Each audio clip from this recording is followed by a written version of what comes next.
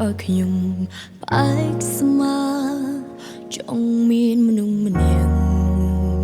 មកស្ដាប់រឿងក្នុងចិត្តគេលើកដៃអង្អែលខ្នងប្រាប់ខ្ញុំកុំឲ្យកិនរឿងអតីតបណ្ដោយឲ្យវាកន្លងចង់មានមនុស្សម្នាក់ដែលបារម្ភពីខ្ញុំ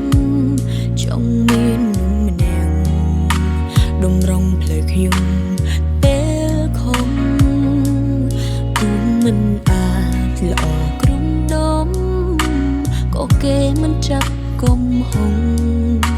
សំខាន់គឺគេចង់រស់ឆ្លងកាន់អនាគតជាមួយខ្ញុំពេលណាតែខ្ញុំបានជួបមនុស្សចិនដូចគ្នាស្រឡាញ់គ្នាដល់ចាំងសងស្កើមិនមែនគ្រាន់តែមួយឆានរៀបគម្រោងមួយប្រើរួចហើយគេចាក់ចេញទៅមិនខ្វល់អ្នកនៅត្រូវចំណាយពេលឲ្យឈុំខូចចិត្តខ្ញុំគ្រាន់ច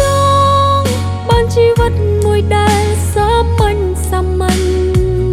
មិនចង់ប្រកួតឈ្នះចាញ់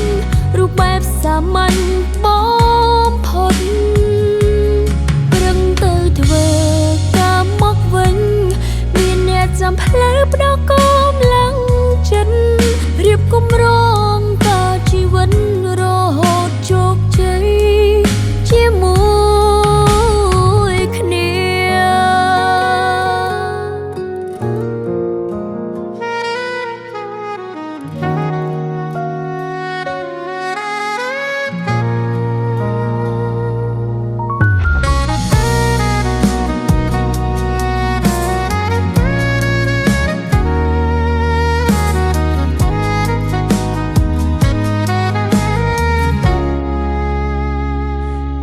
ពេលណាតើខ្ញុំបានជួបមនុស្សចិនដូចគ្នាស្រឡាញ់គ្នាដល់ចាំងសងស្កើមិនមែនគ្រាន់តែមួយឆានរៀបគម្រោងមួយប្រើរួចហើយគេចាក់ចេញទៅមិនខ្វល់អ្នកនៅត្រូវចំណាយពេលឲ្យឈុំខូចចិត្តខ្ញុំគ្រាន់ចង់បានជីវិតមួយដែលសាមញ្ញ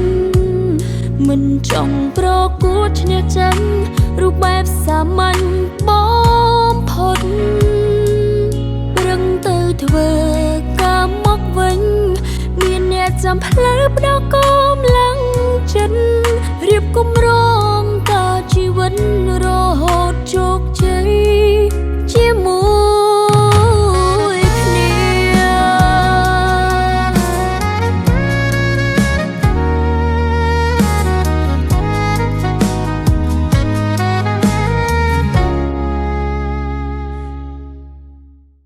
ស្រាបៀរគ្រីតអូតដាមភាពនៃគុណភាព